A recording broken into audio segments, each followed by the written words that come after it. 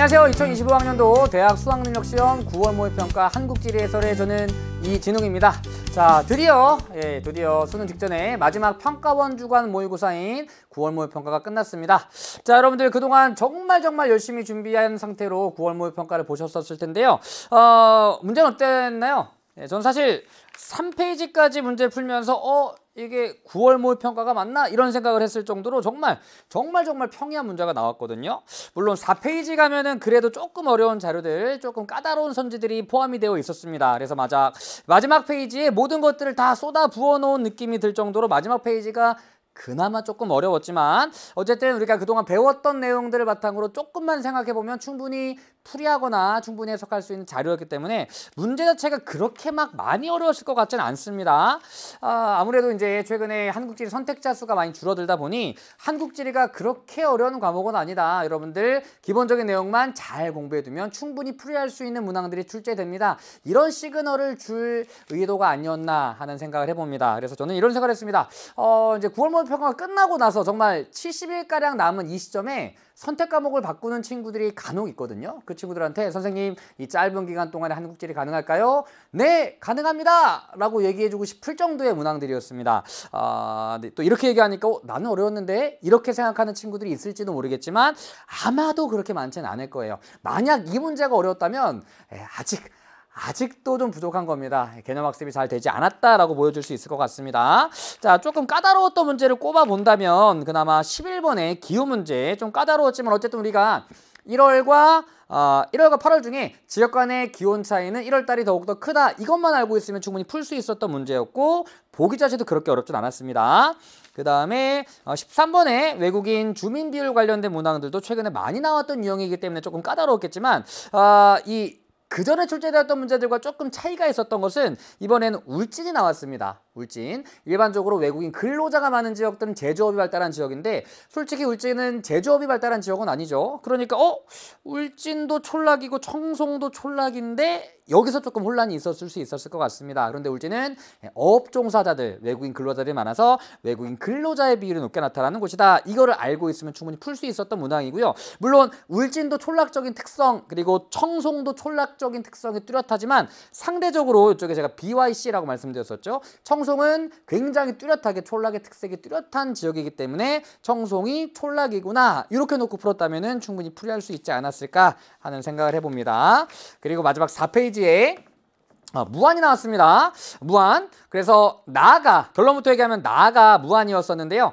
2000년 대비 2023년의 인구 증가율이 가장 높은 곳이 무한이었습니다. 일단 광주를 찾는 건 어렵지 않았을 것이고요. 무한과 고흥을 골라줬어야 되는데 무한 같은 경우에는 전남 도청이 있는 곳이죠. 그러니까 전남 도청이 이전한 다음에 인구가 많이 늘어났을 거야. 사실 이 전남도청 이전한 그 남학신도시에 많은 아파트 단지들이 들어서게 되었거든요. 그러면서 인구 증가율이 높았다. 고흥 같은 경우에는 인구가 증가할 요인이 많이 없었던 지역이잖아요. 그러니까 무한히 인구 증가율이 높았을 거야. 이게 아마 중요했던 포인트였을 것 같고요. 그 다음에 18번이 아마 1번과 2번으로 좀 갈렸을 것 같습니다. 이거 문제풀이 할 때 다시 얘기하겠지만 어쨌든 포인트는 숙박 및 음식점업 종사자 수거든요.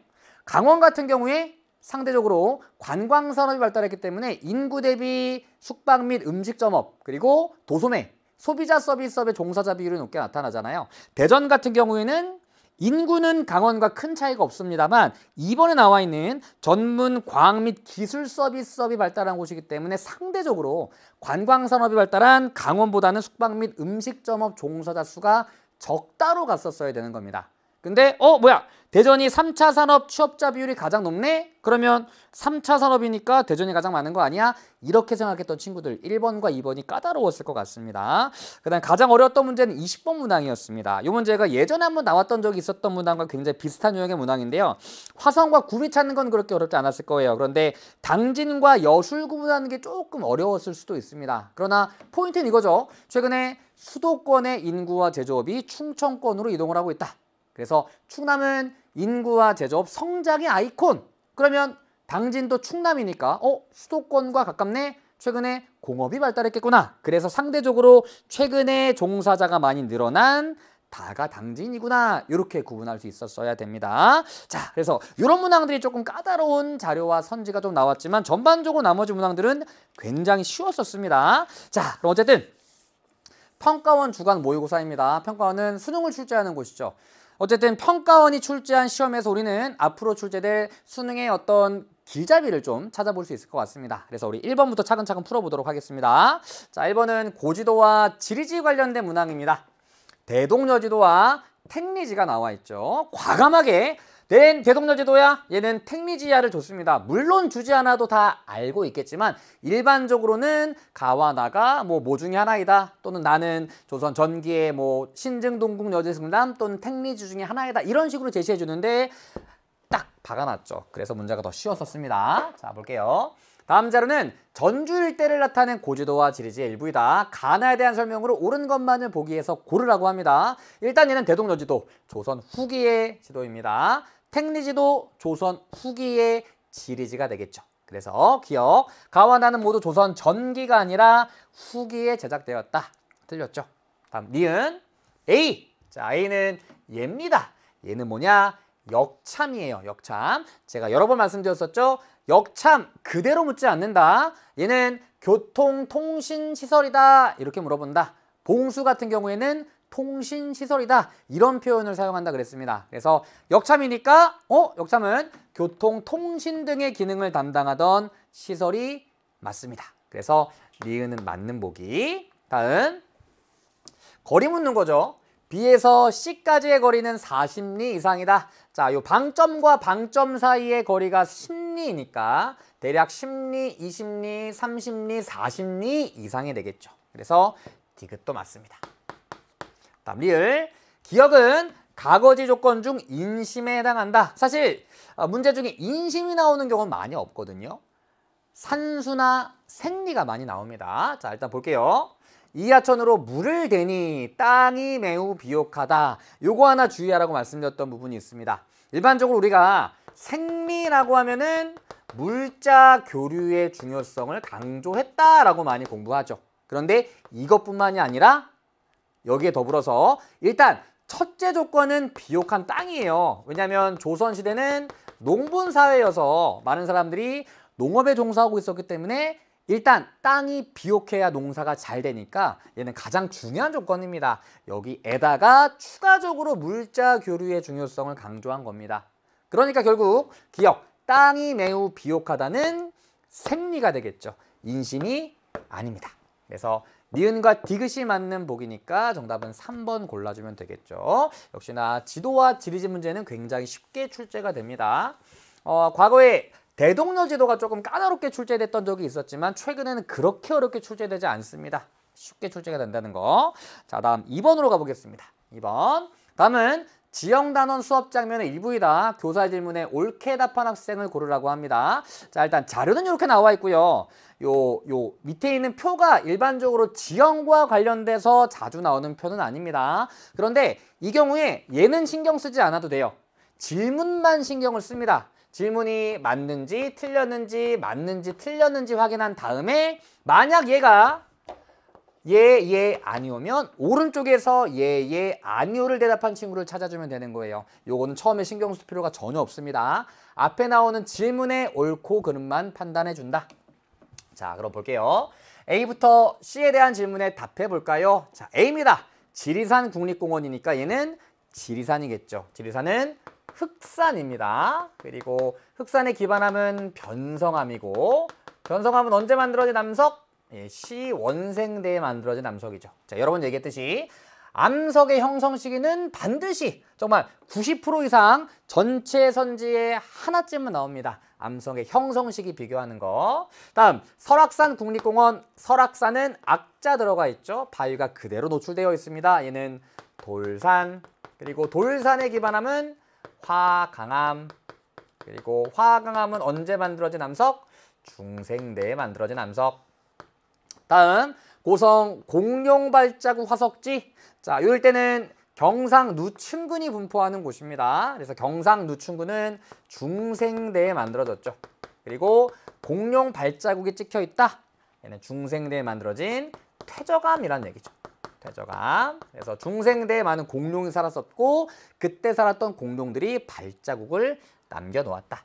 자, 그럼 얘기했듯이 오른쪽 볼 필요 없다. 왼쪽에 질문만 봅시다. C에서는 중생대 퇴저감이 관찰되겠죠? 맞아요.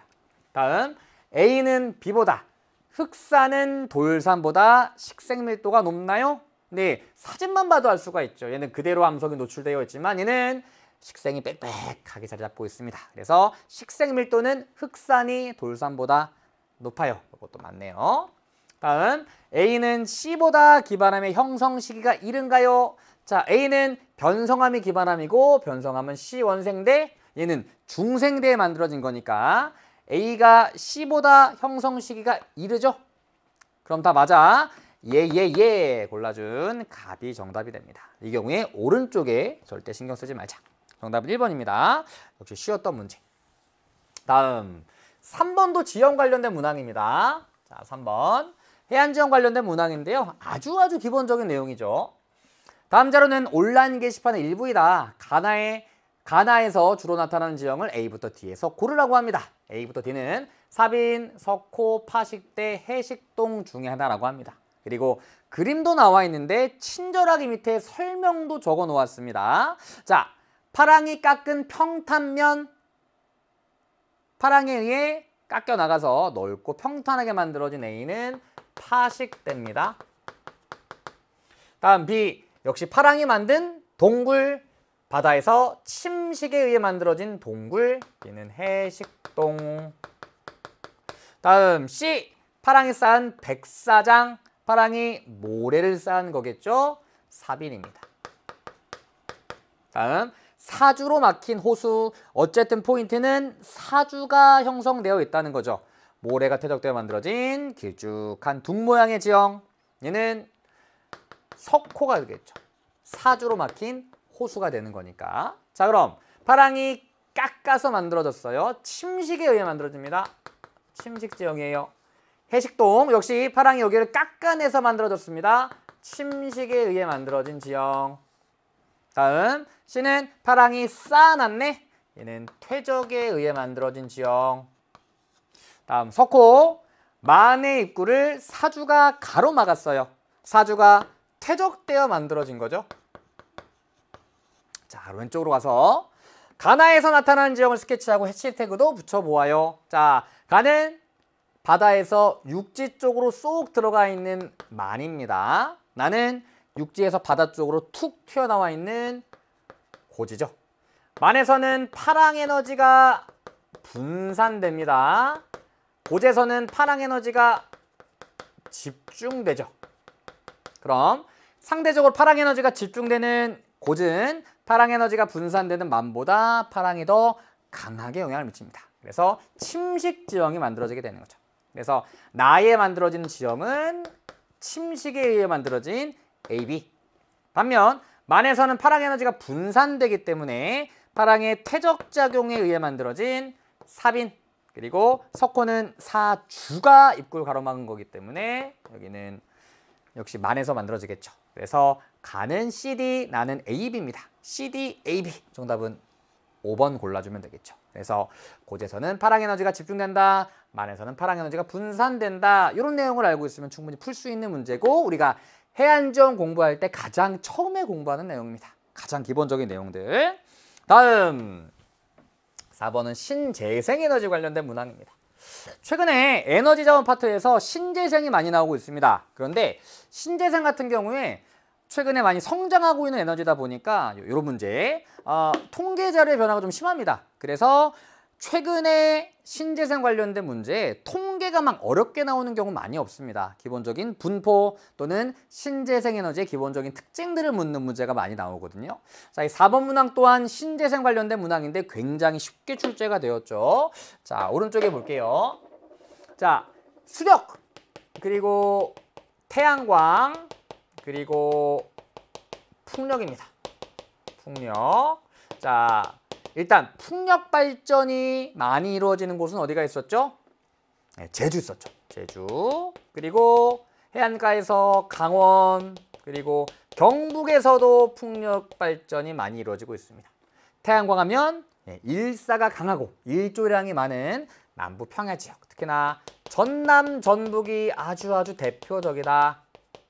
다음 수력, 신재생에서의 수력은 양수식을 제외합니다. 그래서 산지의 비중이 높은 강원, 경기, 그리고 충북의 발전량이 상대적으로 많습니다. 자, 그래서 가나다가 이것들 중에 하나인데 가장 쉬운 것은 답니다. 제주는 다에만 칠해져 있어. 제주는 풍력 발전만 생산량 상위 4개에 들어갑니다. 그래서 다가 풍력. 다음 태양광은 전남, 전북인데 가에는 전남, 전북이 표시되어 있지 않고 나에만 표시가 되어 있습니다. 그러니까 얘가 태양광. 남아있는 가가 수력이 될 것이고 수력은 산지 비중 높은 강원, 충북, 그리고 경기도의 동쪽 지역도 산지 비중 높기 때문에 역시나 수력 생산량이 많습니다. 그래서 가수력, 나태양광, 다풍력. 찾는 거 어렵지 않았을 거예요. 자, 볼게요. 1번. 바람이 지속적으로 많이 부는 지역이 전력 생산에 유리한 것은 수력이 아니라 풍력이 되겠죠. 틀렸습니다. 다음. 유량이 풍부하고 낙차가 큰 지역이 전력 생산에 유리한 것은 태양광이 아니라 수력입니다. 역시 틀렸죠. 다음, 일조 시간이 긴 지역에서 개발 잠재력이 높다. 풍력이 아니라 태양광이죠. 다음, 태양광은 수력보다 우리나라에서 전력 생산에 이용된 시기가 이르다. 자, 태양광이나 풍력보다는 수력이 더 먼저 이용되었죠. 그런데 태양광과 풍력에 전력 생산에 이용된 시기를 비교하는 문제는 거의 나오지 않습니다. 그래서 수력과 태양광 또는 수력과 풍력을 물어보게 되는 거거든요. 그러니까 만약 가나다를 찾았는데 얘가 태양광은 풍력보다 전력 생산에 이용된 시기가 이르다. 이렇게 해석이 되면은 무언가 잘못 찾은 거예요. 일반적으로 수력과 다른 발전 양식을 비교합니다. 어쨌든 수력은 다른 에너지보다 더 먼저 이용되기 시작했기 때문에 이것도 틀렸죠. 다음, 태양광은 풍력보다 국내 총 발전량이 많다. 자, 우리 일반적으로 공부했을 때 태, 수, 풍 순서로 공부한 친구 많을 거예요. 태양광, 수력, 풍력.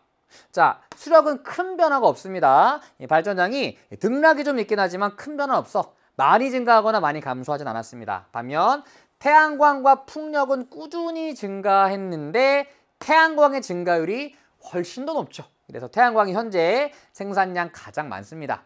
그리고 최근에 풍력의 생산량이 증가하면서 요번에 수특에 나온 자료로는 풍력의 수력을 앞질렀거든요.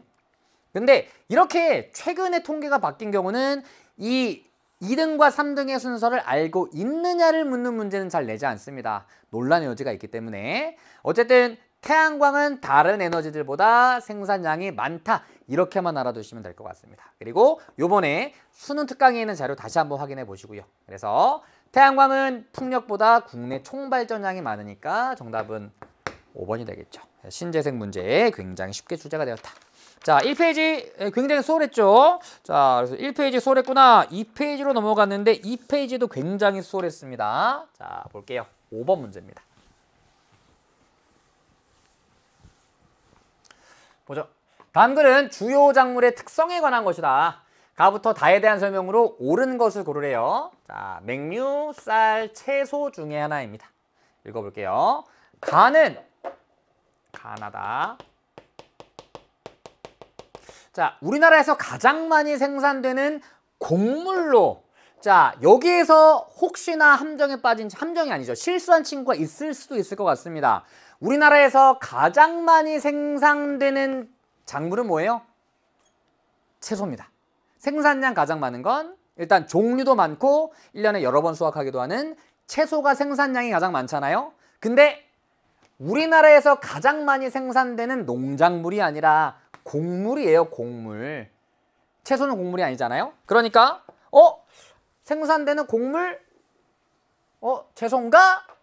라고 생각하더라도 뒤를 읽어보면 채소가 아니라는 거 알 수 있었을 겁니다. 중남부 지방의 평야 지역에서 주로 재배되고 있다. 여기까지 읽고 채소인가? 라고 생각을 했더라도 여기에서 채소가 아니구나. 곡물이었구나. 이렇게 찾아갔었어야 돼요. 그래서 가는 쌀입니다. 쌀. 가장 많이 생산되는 곡물.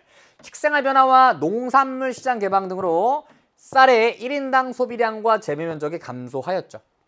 나는 주로 가의 그루가리 작물로 재배된다. 특히 어디? 겨울철이 따뜻한 남부지방. 그러면 나는 맹류가 되겠죠. 맹류.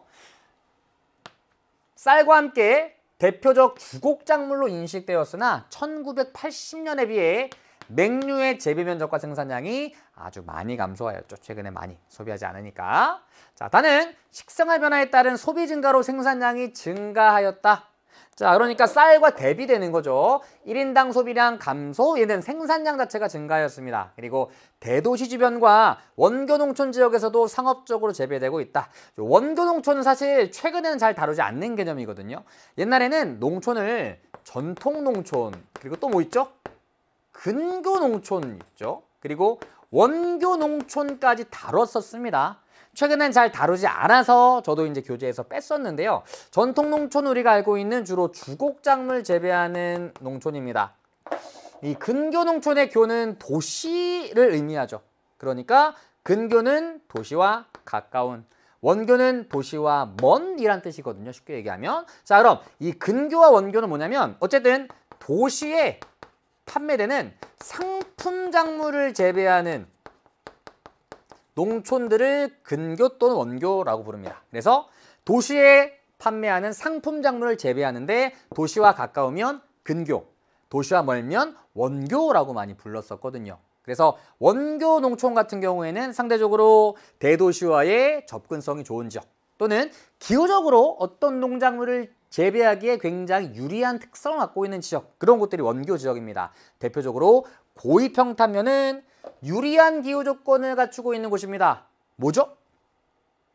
여름철이 서늘합니다. 서늘한 여름. 그래서 평지에서 이 냉량성 작물을 재배할 수 없을 때도 재배가 가능하죠. 그래서 여기에서 이런 거 재배해서 도시로 판매했기 때문에 원교 농촌이라고 불렀던 겁니다. 최근엔 잘 다루지 않지만 원교 농촌은 이런 거구나. 의미 정도만 알아두시면 될 것 같아요. 자, 어쨌든 다는 채소가 되겠죠. 그래서 고위평탄면에 뭐 배추나 무 이런 것들이 가장 대표적입니다. 보죠. 1번, 맹류의 생산량은 영남권이 호남권보다 많다. 아니죠. 호남권에 전북, 전남이 포함됩니다. 이 전북, 전남은 대표적인 중남부 평야 지역이어서 쌀을 많이 생산하고 있고 겨울철이 따뜻합니다. 그래서 겨울철에 그루가리 작물로 재배하게 되죠. 그래서 틀렸습니다. 다음, 쌀은 채소보다 재배 면적이 넓다. 주의하셔야 되죠. 생산량 자체는 채소가 가장 많습니다. 그러나 재배 면적은 쌀이 더 넓습니다. 그러니까 농작물 경지 면적 땅 생산량은 채소가 더 많은 거죠. 또 좁은 면적에서 더 많은 양을 생산하고 있으니까. 어쨌든 재배 면적은 쌀이 채소보다 넓습니다. 정답은 2번이 되겠죠. 다음 3번. 맹류는 쌀보다 식량작물 중 자급률이 높다. 우리나라에서 자급률이 높은 가장 대표적인 게 쌀이죠. 다음, 맹류는 채소보다 생산량이 많다. 아니죠. 방금 얘기했었죠. 채소가 우리나라 농작물 중에 가장 생산량 많습니다. 다음, 제주에서는 쌀 재배 면적이 채소 재배 면적보다 좁습니다. 배수가 양호한 현무암이 기반함이어서 벼농사에는 어려움이 있죠. 정답은 2번. 다음 6번 문제 볼게요. 원래 농업 관련된 문제들은 통계 자료와 같이 많이 나왔었는데 5번 문제는 또 글 자료로 나왔었죠. 역시나 쉬운 자료였습니다. 6번. 지도는 두 지표의 경상남도 상위 및 하위 5개 시군을 나타낸 것이라고 합니다. 가나에 해당하는 지표로 옳은 것을 고르래요. 자, 이렇게 지도에 여러 가지 지표를 표시해 놓고 그 지표를 찾는 문항들은 일단 기본적으로 도시와 촌락을 비교하면 풀리는 경우가 많습니다. 또는 특정 지역, 어떤 그러한 특성이 대표적으로 나타나는 특정 지역, 대표 지역이라고 해보죠. 대표 지역에 표시가 되어 있는지 되어 있지 않는지를 토대로 판단할 수 있습니다. 예를 들면 청장년층의 인구 비율은 대도시에서 높게 나타난다. 대도시에 표시가 되어 있지 않으면 틀린 거죠. 또 성비 같은 경우에 휴전선 인근 중화공업 발달 지역, 특히나 거제가 성비가 되게 높은데 만약 거제에 표시가 되어 있지 않다? 걔는 성비가 아닌 거예요. 다른 지역 살펴볼 필요도 없습니다. 그런 것들 대표 지역을 토대로 옳고 그름을 판단해 주는 경우도 있습니다. 자, 그런데 가와 나를 봤더니 경상남도입니다. 여기 부산 있고요.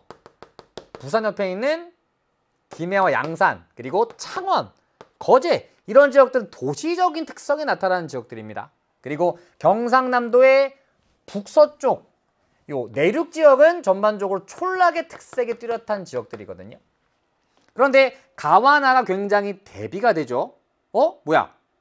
가의 상위 5개 지역이 나의 하위 5개 지역과 동일합니다. 반면 가의 하위 5개 지역이 나의 상위 5개 지역과 동일하거든요.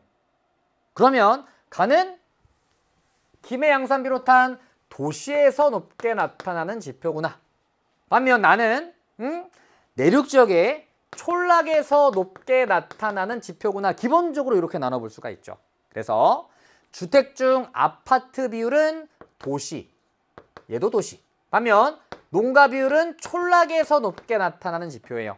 그런데 가는 도시에서 높게 나타나는 지표니까 3, 4호는 될 수가 없는 거죠. 1번 아니면 2번입니다. 자, 나는 촌락에서 높게 나타나는 지표입니다. 얘는 촌락에서 높게 나타나는 지표네. 얘도 마찬가지고. 다음, 성비 같은 경우에는 전체 인구 대상으로 했을 때 촌락은 성비가 낮은 편입니다. 그러나 청장년층 인구의 성비는 촌락이 높죠. 얘는 전체 인구일 테니 성비가 낮을 거예요. 그렇죠? 자, 그러니까 나는 촌락인데 촌락에서 높게 나타날 때는 지표인데 얘가 만약 성비일 경우에 성비는 촌락이 낮아. 왜냐면 노년층의 인구 비율이 높은데 노년층에서는 평균 수명이 긴 여성의 비율이 높게 나타나거든요. 그러니까 성비는 될 수가 없겠구나. 또 하나, 얘가 만약 성비라면 거제가 상위 지역에 포함되어야 됩니다. 아까 얘기했듯이 중화공업 발달해서 성비가 굉장히 높은 지역이니까 성비 될 수가 없는 겁니다. 반면 중위연력은 촌락에서 높게 나타난 지표니까 정답은 1번 골라주면 되겠죠. 그래서 기본적으로 도시와 촌락을 비교한다. 그리고 대표 지역을 통해서 옳고 그름을 판단한다. 지표와 관련된 문항을 푸는 가장 기본적인 방법이에요. 역시 어려웠던 문제는 아닙니다. 다음 7번 볼게요.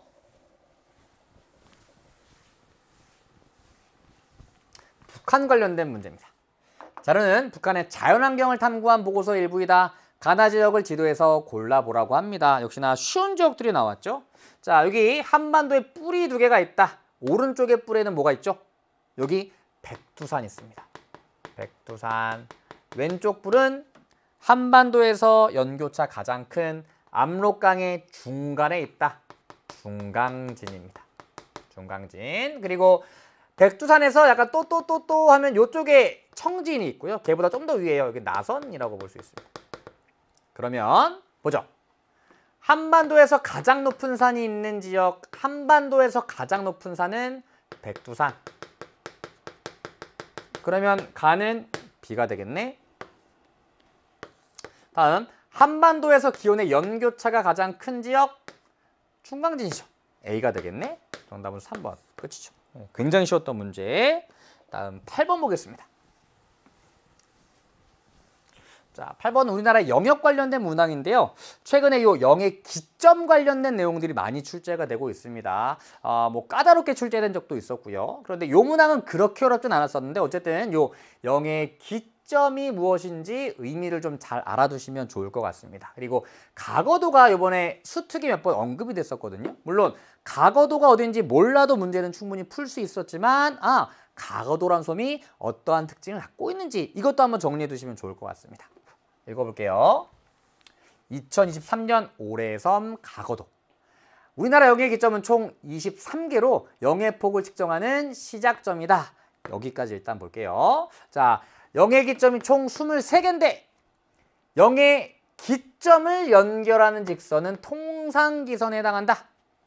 아니죠. 요 0의 기점을 직선으로 연결한 선이 직선기선에 해당합니다. 통상기선이 아니라. 다음 0의 폭을 측정하는 시작점이다. 요 기점들을 연결해서 직선기선 만들고 거기에서부터 12mm까지 뻗어주는데 그러면 일반적으로 0의 폭은 12mm가 됩니다. 그러나 대한해협에서는 12mm가 아니라 3mm죠. 그래서 0의 폭, 대한해협은 3mm다. 일본과의 거리가 가까워서 틀렸죠. 다음 해양수산부는 2023년부터 0의 기점이 있는 섬의 영토적 가치를 알리기 위해 올해섬을 발표하는데 자 0의 기점을 연결한 기선 이게 뭐예요? 아까 얘기했던 직선 기선이 되죠. 0의 기점을 연결한 선으로부터 육지 쪽에 있는 수역은 내수라고 한다. 맞죠? 이게 내수의 정의입니다. 직선기선으로부터 육지 쪽에 있는 수역을 내수라고 한다. 맞아요. 정답은 3번. 다음 올해섬을 발표하는데 가거도가 최초로 선정되었다. 자, 가거도는 우리나라 영토의 최남단에 해당한다. 자, 가거도가 어디인지 몰라도 일단 우리나라의 최남단은 어디예요?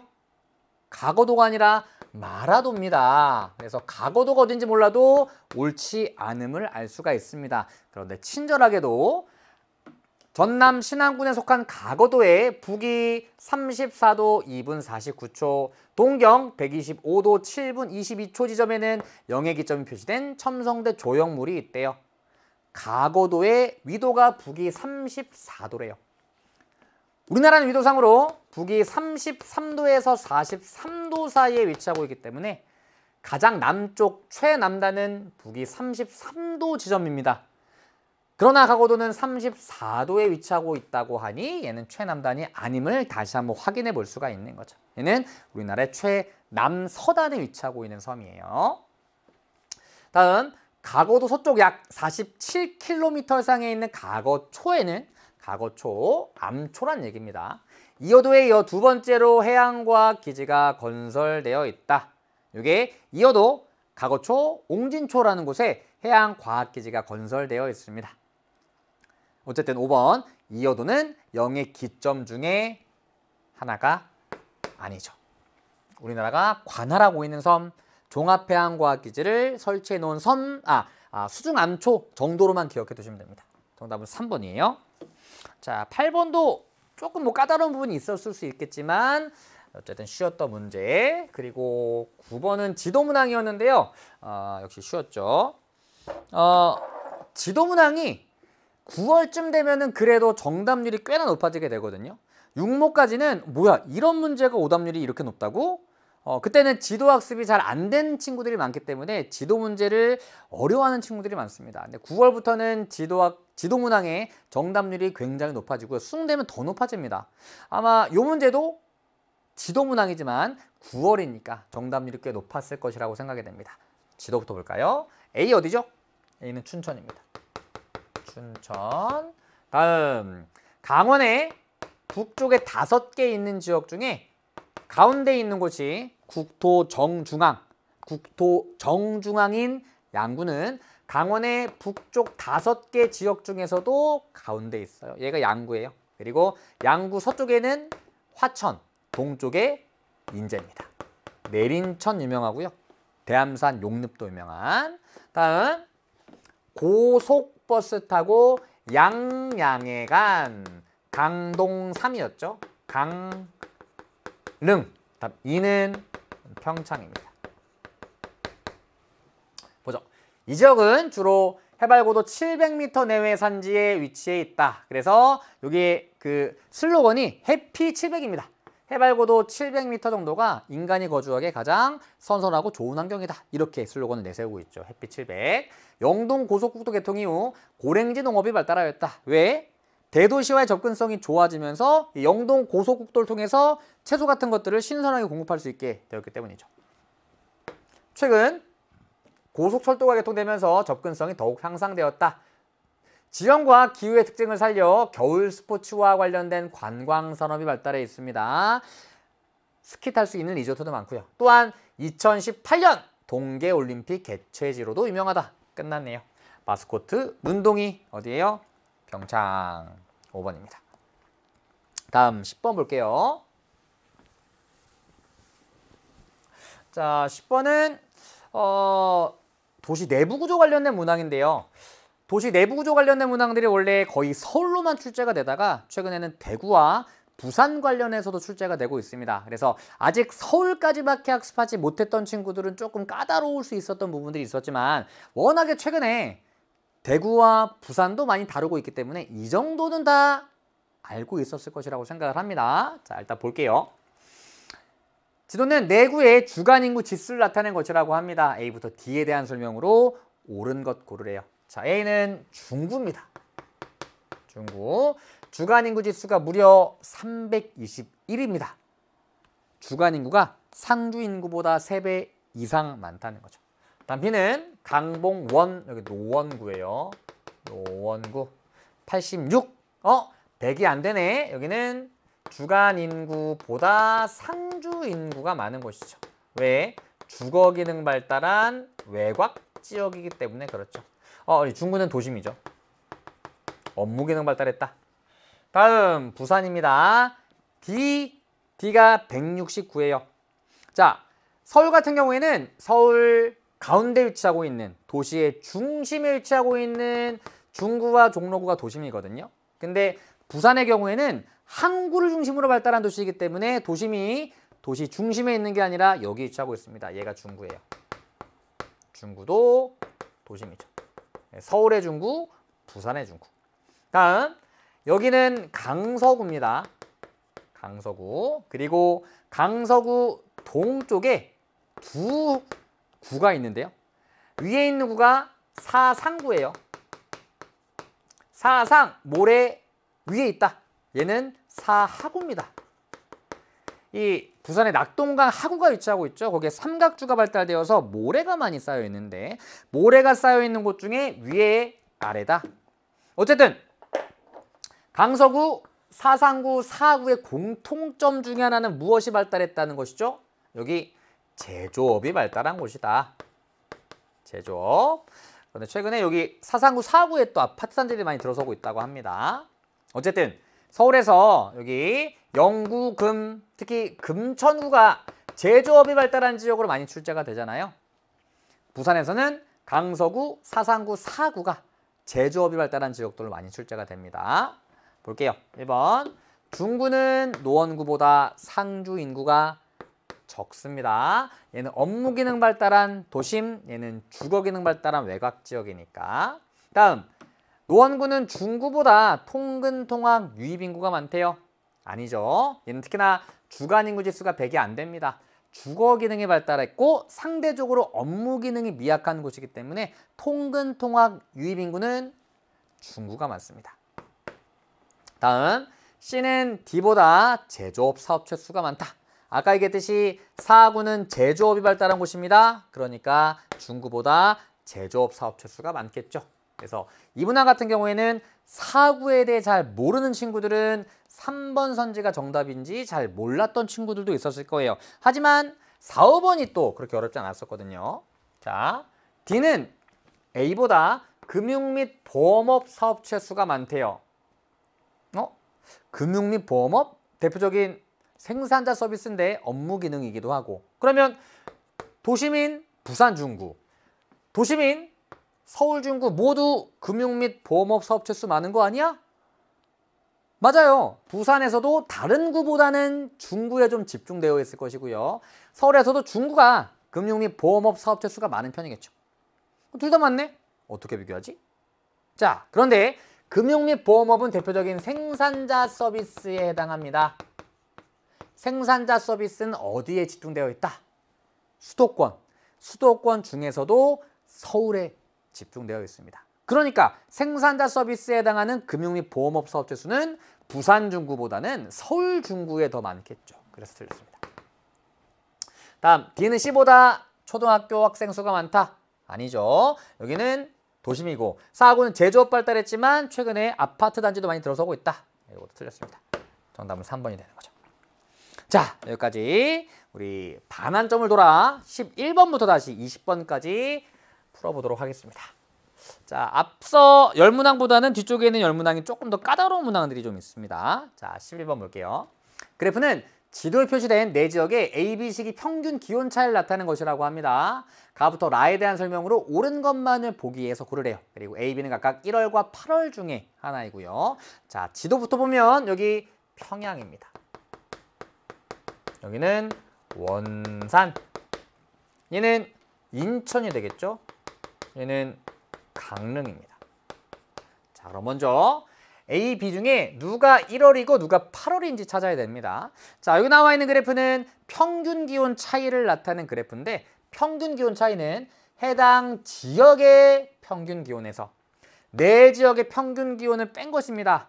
여러 번 풀어봤었죠. 어쨌든 얘가 높으면 요것도 커요. 왜냐면 여기에서 평균 값을 빼주는 거니까.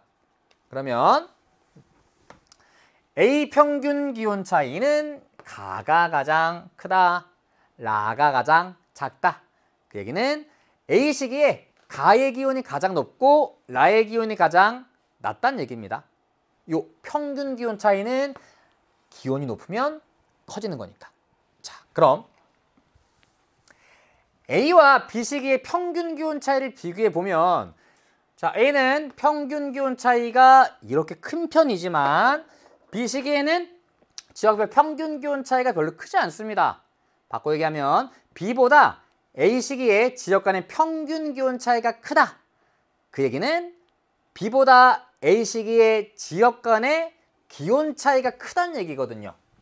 그러면 우리나라는 여름보다 겨울에 지역 간의 기온 차이가 크니까 A 시기가 1월, 그리고 B 시기가 8월이라는 얘기가 되겠죠. 여름보다 겨울철에 지역 간의 기온 차이가 크니까. 자, 그럼 가는 1월 달에 기온이 가장 높은 곳이에요. 네 지역 중에 1월 평균 기온 가장 높은 데 어딜까요? 자, 고위도에 위치하는 평양과 원산보다는 저위도에 위치하는 인천과 강릉의 기온이 높을 수 있겠죠. 게다가 겨울철에 서해안보다는 동해안의 평균 기온이 높기 때문에 네 지역 중에 1월 평균 기온이 가장 높은 곳은 저위도 동해안에 위치한 강릉입니다. 따라서 가가 강릉이 돼요. 반면 라는 네 지역 중에 1월 평균 기온이 가장 낮은 곳이에요. 고위도 내륙에 위치하는 평양이 1월 평균 기온은 가장 낮겠죠. 그래서 라가 평양이 됩니다. 평양. 자, 남아있는 것은 인천과 원산인데요. 1월 달의 기온 차이는 그렇게 크지 않네. 그런데 8월 달에 나보다 다가 기온이 높습니다. 그럼 8월 달에 원산과 인천 중에 누가 더 기온 높을까요? 예, 저위도의 서해안인 인천이 원산보다 여름철에 더 덥겠죠. 그래서 8월 평균 기온이 더 높은 다가 인천, 남아있는 나가 원산이 됩니다. 이렇게 보죠. 1번 가와 다는 동해안에 위치한데요. 가는 동해안이지만 다가 서해안이기 때문에 틀렸습니다. 다음 인천과 강릉 간의 1월 평균 기온 차이. 인천과 강릉 간의 1월 평균 기온 차이는 원산과 평양 간의 1월 평균 기온 차이보다 크대요. 자, 이건 대략적으로 요거의 차이를 통해서 비교해 볼 수가 있을 것 같은데요. 인천과 강릉 간의 평균 기온 차이보다 평양과 원산 간의 평균 기온 차이가 크기 때문에 요거는 틀렸죠. 원산과 평양 간의 1월 평균 기온 차이가 더 큽니다. 얘보다.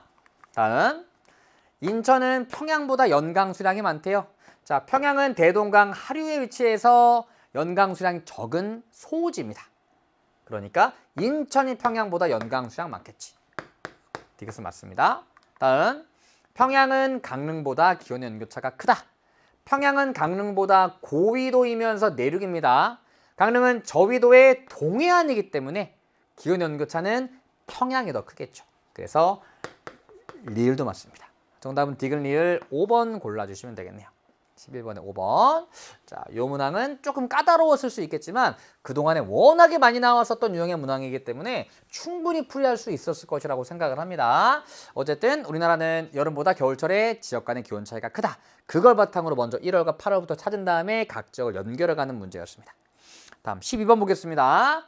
자, 다음은 우리나라 여름기후 현상에 대한 강의 장면이다. 가부터 라에 해당하는 지역으로 옳은 것을 고르라고 합니다. 그래서 내 지역에 폭염과 열대야 일수 그리고 여름 강수량이 나와 있습니다. 최근에 지역 간 폭염 일수나 열대야 일수를 비교하는 문제가 꽤나 자주 출제가 되고 있죠. 그래서 폭염과 열대야 발생 일수가 많은 곳을 먼저 좀 정리해 보면, 자, 폭염, 여름철에 기온이 빠르게 올라가는 현상입니다. 되게 더운 거, 당연히 고위도보단 저위도에서 폭염이 많이 발생할 거예요. 자, 그런데 육지는 바다보다 온도 변화가 크다. 그래서 여름철에 빠르게 뜨거워집니다. 그래서 상대적으로 바다 영향을 받는 해안보다는 육지 영향을 받는 내륙의 기온이 더 빠르게 올라가요. 그러니까 여름철에 더 더운 곳은 해안보다는 내륙이지. 그래서 저위도의 내륙 지역에서 폭염 발생 일수가 많습니다. 특히나 분지 지역 같은 경우에는 여름철에 기온이 빠르게 올라가서 폭염이 많이 발생합니다. 자, 열대야. 열대야는 밤에 물론 많은 열이 발생해서 열대야가 발생하는 곳도 있지만 기본적으로는 낮에 올라갔던 기온이 밤에도 잘 떨어지지 않는 현상이에요. 그럼 밤에 기온이 잘 떨어지지 않는다? 일교차가 작다. 습한 공기는 건조한 공기보다 일교차가 작아요. 그래서 습한 지역들. 당연히 밤에 더운 거니까 얘도 저위도입니다. 그런데 상대적으로 습해서 밤에도 기온이 잘 안 떨어져야 되니까 얘는 저위도의 해안 지역에서 많이 발생합니다. 그리고 저위도이면서 서민, 저위도 서민. 대표적으로 제주는 저위도인데다가 되게 습하니까 당연히 밤에 기온 잘 안 떨어지겠죠. 그래서 열대야 발생 일수가 굉장히 많습니다. 제주 저위도인데다 섬이라 습해서. 여기다가 하나 더 추가한다면 대도시 같은 경우에도 열대야 발생 일수가 많죠. 왜? 밤에도 인공열이 많이 발생하기 때문에. 자, 그럼 일단 읽어볼까요? 여름 무더위 지표로 폭염일수와 열대야일수가 사용됩니다. 폭염일은 일 최고 기온이 33도 이상인 날로 맑은 날씨가 지속될 때 잘 발생합니다. 특히 바람이 약한 내륙 분지에서 빈번하게 관측됩니다. 폭염, 내륙 분지에서 빈번하게 발생한다. 열대야일은 야간의 일 최저 기온이 25도 이상인 날로 열을 저장하는 수증기가 많은 해안 지역에서 잘 발생합니다. 그리고 대도시 지역에서도 열대야 발생 일수가 증가했습니다. 자, 요 내용들을 글로 풀어놓은 겁니다. 자, 그럼 보기에는 대구, 서울, 서귀포, 태백이 나와 있습니다. 자, 여기다 적어볼게요. 대구, 서귀포, 서울, 태백입니다. 돌아가 보죠. 자, 먼저 가는 폭염일수가 가장 많습니다. 와, 낮의 기온이 굉장히 빠르게 올라가나 봐요. 저위도 내륙 지역, 특히나 분지 지역에서 폭염이 많이 발생한다. 어딜까요? 대구겠죠. 대구. 게다가 여름 강수량도 적네. 대구는 대표적인 소우지에 해당합니다. 이것도 적을게요. 다음, 나는 뭐야? 열대야 일수가 엄청나게 많습니다. 열대야 일수가 많다. 밤에도 기온이 잘 안 떨어져요. 대표적으로 저위도 섬에 해당하는 제주도입니다. 그러면 서귀포가 제주니까 열대야 일수는 서귀포가 가장 많겠죠. 다음, 다와 라를 비교해 봤는데 뭐야? 라는 폭염일수도 되게 적고요. 열대야 일수 되게 적습니다. 낮에도 별로 안 더워, 밤에도 별로 안 더워. 왜? 해발 고도가 높아서. 그래서 폭염일수와 열대야 일수가 모두 가장 적은 라가 태백이 되고요. 그 다음에 다가 서울이 됩니다. 대구와 서울은 대도시에 해당하기 때문에 또 열대야 발생 일수가 많은 지역들입니다. 자, 그러면 대구, 서귀포, 서울, 태백, 대서서태, 대서서태 둘 다 대서서태네. 대구 서귀포 서울 태백이니까 정답은 2번 골라주시면 되겠네요. 2번. 좋습니다. 최근에 이 기상현상 폭염, 열대야, 황사, 서리 이런 것들이 또 많이 출제가 되고 있죠. 지역별로 많이 발생하는 지역과 상대적으로 적게 발생하는 지역들을 잘 비교해 두셔야 돼요. 자, 그럼 13번으로 가보겠습니다. 13번. 다음 자료는 표시된 세 지역의 유형별 외국인 주민 비율을 나타낸 것이라고 합니다. 가부터 다에 대한 설명으로 옳지 않은 것을 고르래요. 자, 지도부터 보면 대구 동쪽에 있는 얘는 경산입니다. 경산. 다음 얘 경상북도 북동쪽 구석에 있는 울진입니다. 다음 BYC 봉화 영양 청송입니다. 청송. 자, 그럼 세 지역의 유형별 외국인 주민 비율이 나와 있습니다. 자, 먼저 다 같은 경우에는 상대적으로 다른 지역보다 유학생이 차지하는 비율이 높게 나타납니다. 유학생, 대학이 많은 곳. 상대적으로 대도시 특성을 갖고 있는 곳이 유학생의 비율이 높게 나타나겠죠. 그럼 대구 옆에 붙어 있는 경산, 실제 대학교도 많습니다. 그래서 경산이 세 지역 중에 유학생의 비율이 가장 높게 나타나겠죠. 따라서 다가 경산입니다. 그리고 경산은 세 지역 중에 외국인 주민 수도 가장 많아요. 물론 반드시 그런 것은 아니지만 어쨌든 인구 자체도 가장 많기 때문에 외국인 주민 수도 가장 많다. 다음 울진과 청송. 일단 둘 다 촌락의 특색이 좀 뚜렷한 지역들인데 봅시다. 가는 외국인 근로자, 특히나 남성 외국인 근로자의 비율이 굉장히 높게 나타납니다. 반면 나는 상대적으로 여성 결혼 이민자의 비율이 높게 나타나는 편입니다. 그러면 여성 결혼 이민자의 비율이 높게 나타난다? 얘는 아마도 촌락일 거예요. 그리고 외국인 근로자, 특히 남성 외국인 근로자의 비율이 높은 지역은 제조업이 발달한 지역들이 많이 나왔었습니다. 그런데 울진과 청송 모두 제조업이 발달한 곳이라고 보기 어렵고 둘 다 촌락의 특색을 갖고 있는 곳인데 특히나 청송은 굉장히 촌락의 특색이 뚜렷한 곳이고요. 울진은 해안에 위치하고 있어서 어업이 발달한 곳입니다. 원래는 이 외국인 근로자들이 공장에서 많이 일을 했었는데 최근에는 이 촌락 지역, 농촌과 어촌 지역에서 이촌양도 때문에 일손이 많이 부족해지면서 외국인 근로자들을 많이 고용하고 있습니다. 특히나 울진과 같이 어업이 발달한 해안 지역의 어촌에서 어업에 종사하는 외국인 근로자들이 꽤 많습니다. 그래서 가가 울진이에요. 남아있는 나가 청송이 됩니다. 보죠. 자, 지워볼게요. 자, 먼저 울진은 청송보다 총 외국인 주민 수가 많대요. 울진이 청송보다 총 외국인 주민 수가 많네요. 맞아요. 다음 울진은 청송보다 외국인 근로자의 수가 많대요. 주의하셔야 돼요. 외국인 근로자의 수를 물어보는 겁니다. 수. 물론 외국인 근로자의 비율은 울진이 높습니다. 그러나 울진의 총 외국인 주민 수가 굉장히 적다면 외국인 근로자의 수도 적을 수도 있습니다. 그래서 이거 반드시 확인해 주셔야 됩니다. 그런데 울진과 청송의 경우에는 울진이 외국인 근로자의 비율도 높은데 총 외국인 주민 수도 많아. 그러니까 울진이 청송보다 외국인 근로자의 수가 많습니다. 맞아요. 다음 경산. 경산은 유학생 수가 외국인 근로자의 수보다 많다. 자, 이 경우에는 경산이라고 하는 똑같은 지역의 유학생 수와 외국인 근로자 수를 비교하는 것이기 때문에 비율만 비교해 주시면 돼요. 외국인 근로자의 비율은 요만큼, 유학생의 비율은 요만큼이니까 유학생의 비율이 외국인 근로자의 비율보다 더 높죠. 그래서 경산은 유학생 수가 외국인 근로자의 수보다 많습니다. 다음 세 지역 중 외국인 근로자의 성비는 경산이 가장 높대요. 자, 외국인 근로자의 성비가 높다. 그 얘기는 남성이 여성보다 훨씬 더 많다는 얘기죠. 자, 울진은 남성 외국인 근로자의 비율은 굉장히 높은데 여성은 뭐 찾아보기가 어렵습니다. 자, 경산 같은 경우에는 외국인 근로자의 남성의 비율이 높지만 여성도 요만큼 나타납니다. 그러니까 상대적으로 성비는 울진이 가장 높죠. 옳지 않은 것은 4번입니다. 다음, 청송은 울진보다 결혼 이민자의 비율이 높대요. 그렇죠?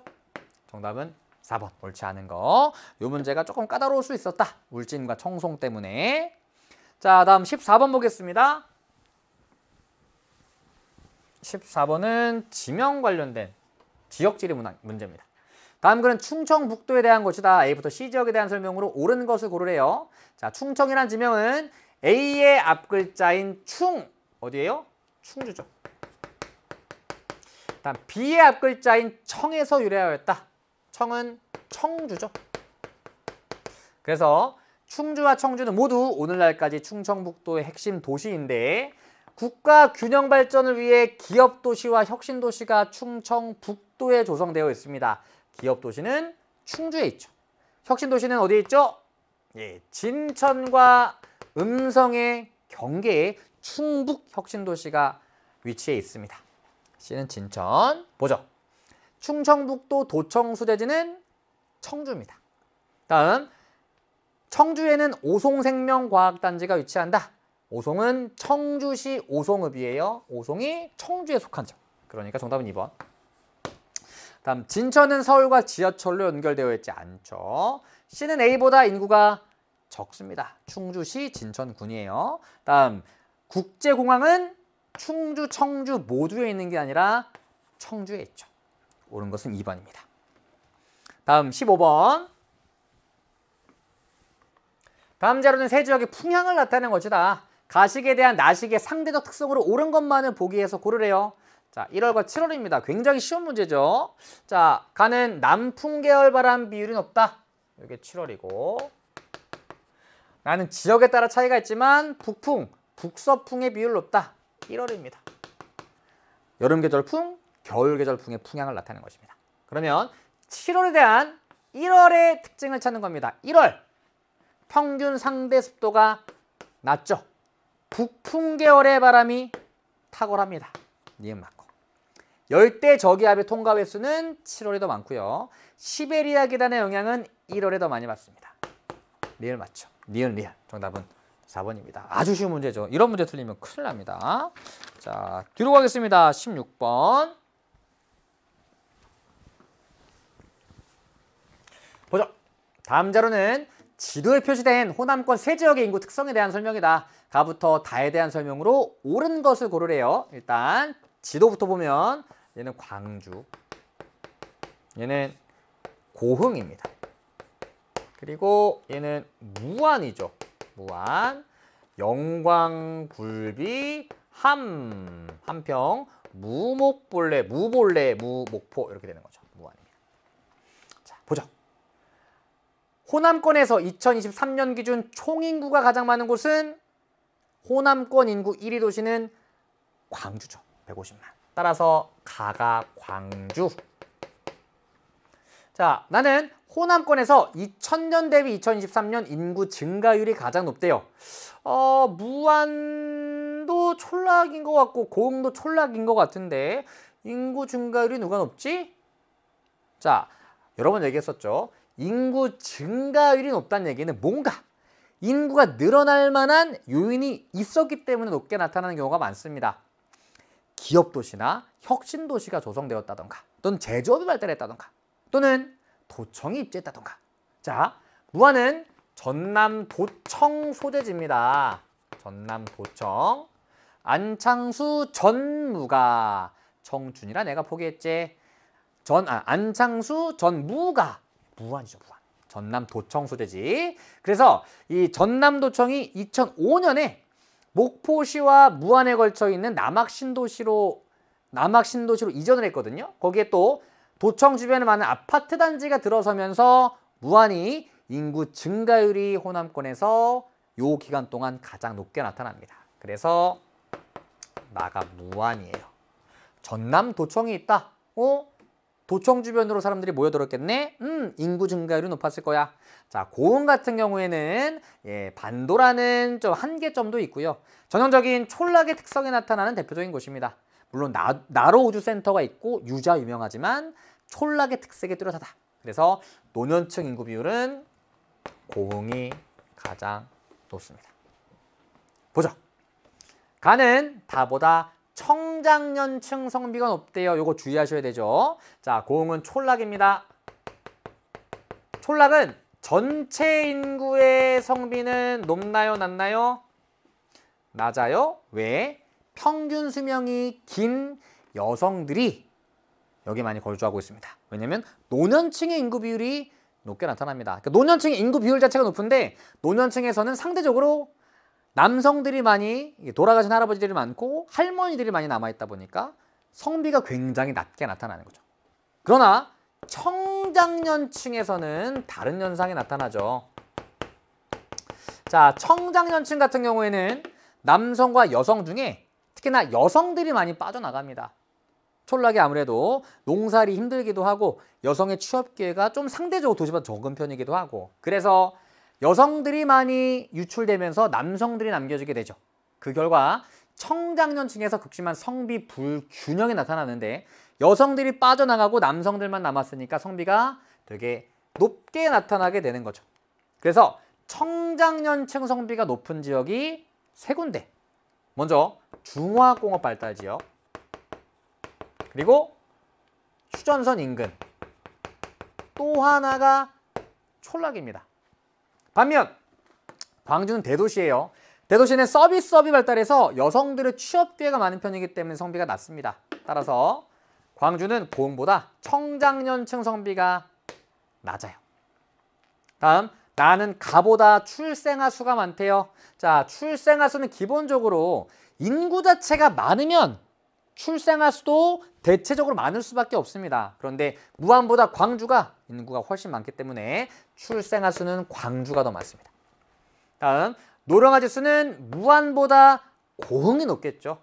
노년층의 인구 비율이 높다. 그 얘기는 또 유소년층의 인구 비율이 굉장히 낮다는 얘기니까. 다음, 고흥은 무안보다 총 인구 부양비가 높대요. 자, 총 인구 부양비가 나왔다. 총 부양비, 청장년층의 인구 비율을 떠올려줍니다. 청장년층의 인구 비율과 총 부양비는 반비례한다. 촌락인 고흥은 상대적으로 무안보다 청장년층의 인구 비율이 낮겠죠. 그러니까 인구의 총 부양비는 높습니다. 반면 무안은 요 기간 동안에 인구 증가율이 높았다. 상대적으로 고흥보다는 청장년층들이 많이 유입되다 보니까 청장년층의 인구 비율이 높아서 얘보다는 총부양비가 낮겠죠. 그래서 고흥은 무안보다 총부양비가 높다. 이게 정답이 됩니다. 인구 밀도는 대도시인 광주가 가장 높겠죠. 인구는 제일 많으니까. 고흥보다 면적 좁은데 무안이랑 뭐 비슷한 편인데 인구는 훨씬 많으니까 정답은 4번입니다. 다음 17번 보겠습니다. 보죠. 그래프는 권역별 도시인구 순위를 나타낸 것이라고 합니다. 가부터 다에 대한 설명으로 옳은 것을 고르라고 합니다. 자, 여러 번 풀어봤던 문제죠. 자, 그래서 한번 적어볼까요? 강원, 인구 1위 어디였죠? 원주입니다. 34만. 2위가 춘천 28만. 3위가 강릉 21만 정도 됩니다. 여기까지만 알아두시면 돼요. 다음에 수도권 1위가 서울 되겠죠. 서울 대략 한 930만 정도. 2위가 인천은 300만 정도. 그 다음에 3위가 수원이죠. 120만. 4위, 5위가 용인, 고양. 이런 데가 한 100만 정도 되죠. 다음 영남권은 1위가 부산이죠. 부산은 330만 정도. 2위가 대구 240만. 3위가 울산 110만. 4위가 창원 100만. 자, 강원 빼고 다른 권역들은 한 4등까지는 알아두시는 것이 좋습니다. 자, 그럼 가나 다 중에 다는 1위 도시와 2위 도시의 인구 비율 차이가 굉장히 큽니다. 자, 얘는 뭐 큰 차이 없어요. 얘는 한 1.5배도 좀 안 되죠. 얘는 한 3배, 그러니까 1위와 2위 도시 간의 인구 비율 차이가 가장 큰 다가 수도권이 되고 얘가 서울, 얘가 인천, 얘가 수원이 되는 거죠. 여기까지 적어볼게요. 다음 가와 나중에 하나는 강원권, 하나는 영남권인데 1, 2위 도시 간의 인구 비율 차이로 구하기 쉽지 않아요. 2등과 3등 도시 간의 인구 비율 차이로 구할 수 있을 것 같아요. 그런데 이게 보이죠? 3위와 4위 도시 간의 인구 비율 차이가 크지 않네? 인구가 비슷하네? 얘가 울산과 창원이게 되겠죠? 그래서 나가 영남권, 얘가 강원권이 됩니다. 그래서 얘가 원주, 춘천, 강릉, 부산, 대구, 울산 되겠죠. 볼게요. 강원권의 1위 도시는 원주, 원주는 광역시가 아닙니다. 다음 강원권은 영남권보다 총인구가 적죠. 다음 강원권은 수도권보다 1위 도시와 2위 도시 간의 인구 차이가 훨씬 작습니다. 다음 영남권의 2위 도시 대구 240만.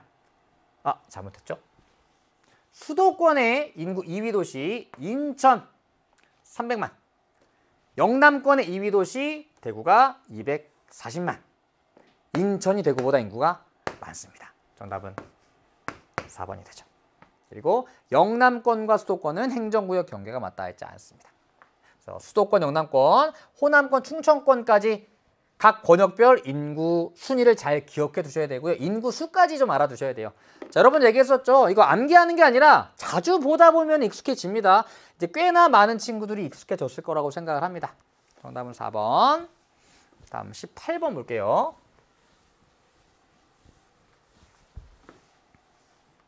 자, 그래프는 네 지역의 산업별 취업자 수 비율을 나타내는 것이라고 합니다. 강원, 대전, 울산, 충북 중에 하나예요. 그리고 1차가 가로, 3차가 세로 축에 나와 있습니다. 그 얘기는 100에서 1차와 3차를 빼주면, 바꿔 얘기하면 이거 합한 값을 빼주면 2차를 구할 수 있다는 거죠. 자, 그럼 일단 네 지역 중에 1차 산업 취업자 비율 굉장히 높은 지역. 얘는 3차 산업 취업자 비율은 또 되게 낮네? 촌락의 특색이 뚜렷한 지역인가 보다. 어딜까요? 얘가 충북이 됩니다. 충북. 다음 다는 1차와 3차를 합한 값이 가장 작잖아요. 그럼 요게 가장 작다는 얘기는 요게 가장 크다는 얘기가 되겠죠. 바꿔 얘기하면 2차 산업 취업자 비율이 가장 높은 곳이 되는 겁니다. 다는 1차와 3차의 합이 가장 작으니까 요게 울산이 되겠죠. 다음 가와 나는 3차 산업 취업자 비율이 둘 다 되게 높은 편인데 나가 가보다 1차 산업 취업자 비율이 높아요. 남아있는 게 강원과 대전입니다. 대전은 대도시라서, 강원은 관광산업 발달해서 3차 산업 취업자 비율 높아요. 그런데 강원은 대전보다 촌락의 특색이 더욱 뚜렷하니까 1차 산업 취업자 비율 높겠죠. 그래서 가가 대전이 되고 나가 강원이 됩니다. 참고로 대전은 서울과 함께 3차 산업 취업자 비율이 되게 높은 곳 중에 하나입니다. 딱 보면 3차 산업 취업자 비율 가장 높은 게 가네? 대전이구나. 그리고 마침 1차 산업 취업자 비율 되게 낮은 두 곳이 대전, 울산이 되는 거죠. 광역시니까. 자, 보죠. 대전은 강원보다 숙박 및 음식점업 종사자 수가 많다. 이게 처음 얘기했던 그 선지입니다. 1번과 2번으로 좀 갈렸을 가능성이 있을 것 같아요. 숙박 및 음식점업 3차 산업에 속하는데 3차 산업 취업자 수 비율 가장 높은 대전이 강원보다 많지 않을까? 자, 대전과 강원은 전체 인구는 큰 차이가 없어요. 둘 다 한 150만 정도니까. 그런데 둘 다 3차 산업 취업자 비율이 높은 편이야. 근데 아까 얘기했듯이 강원은 관광산업 발달해서 3차 산업 취업자 수 비율이 다른 도보다 좀 높은 지역이거든요. 관광산업 발달하면 숙소 많고 식당 많잖아요. 그래서 강원은 제주와 더불어 인구 대비 소비자 서비스업 종사자 비율이 높은 지역이다 얘기했었죠. 그래서 3차 산업 취업자 수 비율은 대전이 강원보다 높지만 숙박 및 음식점업 종사자 수는 강원이 더 많습니다. 그래서 이거 틀린 거예요. 그리고 두 번째, 대전은 울산보다 전문과학 및 기술 서비스업의 매출액이 많다. 대전에 뭐 있어요? 대덕연구단지. 다 요거 하는 거거든요. 그래서 정답은 2번이 되죠.